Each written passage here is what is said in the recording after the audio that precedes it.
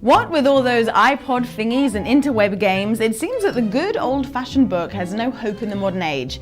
I mean, who wants to deal with the effort of having to physically turn a page, or actually pay for your reading material? Books are dead. Austen, Shelley and Byron need to make way for a new kind of written entertainment. Tell me more, I hear you say. Friends, Romans, Mobuzzers, please, lend me your ears.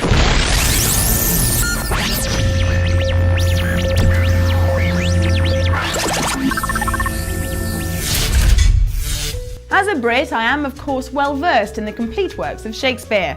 In my personal opinion, the fuss over Hamlet is all much ado about nothing, but you know, as you like it. I'm more of an Othello girl myself. Anyway, the lady doth protest too much, but the question isn't exactly to read or not to read, but more like how you're going to read.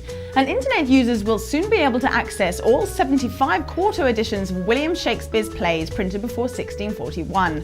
Oxford's Bodleian Library and the Folger Shakespeare Library will give the public free internet access to all the texts which at the moment are only available to scholars. What's in a name? Well, a lot, as it turns out. The quartos are the earliest printed editions of the Bard's work and are believed to be closest to the versions performed on stage during his lifetime.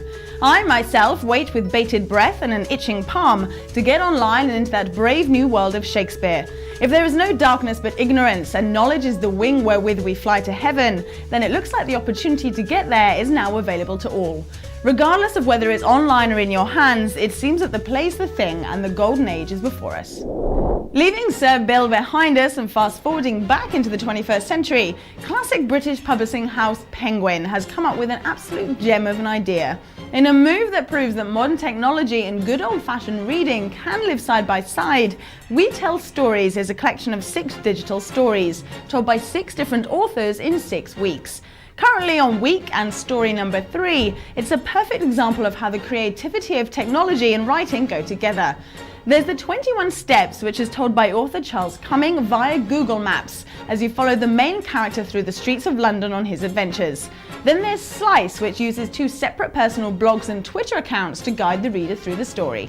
This week's author tells a fairy tale with a twist. You decide the characters and the plot, creating a totally interactive reading experience. I'm completely engrossed in the story of poor yet brave and beautiful peasant girl Olivia and her struggles against the evil King Anil. Seriously, come and take a look at the Penguin site. It's stuff like this that proves that the art of reading really is alive and kicking. If music be the food of love, play on. Okay, enough with the nods to Shakespeare, but we are actually going to talk about music now. I'm going to get slaughtered for the thing I'm about to say next, but I'm going to say it anyway. Radiohead.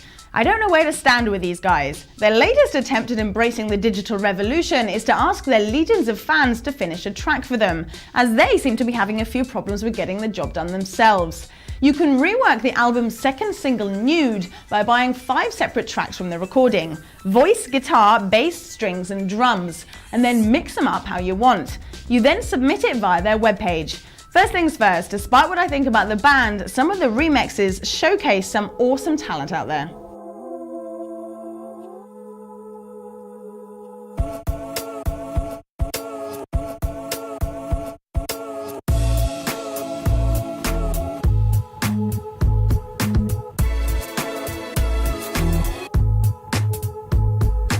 But the thing is this, once the band choose their favourite version of someone else's Blood, Sweat and Tears, the remixer gets absolutely no rights to their creation whatsoever.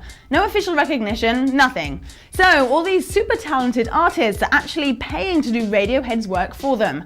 I'm all up for bands distributing music in a new form, and there's no doubt that Radiohead are leading the way when it comes to thinking outside the box. But asking your fans to do the work for you, what do you think? Innovative and fresh, or just a little bit cheeky? If Radiohead are the band leading the musical revolution, then MySpace is the website taking on the new challenges of the music industry, hoping to repackage it into something that keeps both fans and artists happy. It looks like a new venture from the social networking site, MySpace Music, is expected to launch sometime this month. A joint service with some of the major music companies, it will be integrated with MySpace.com.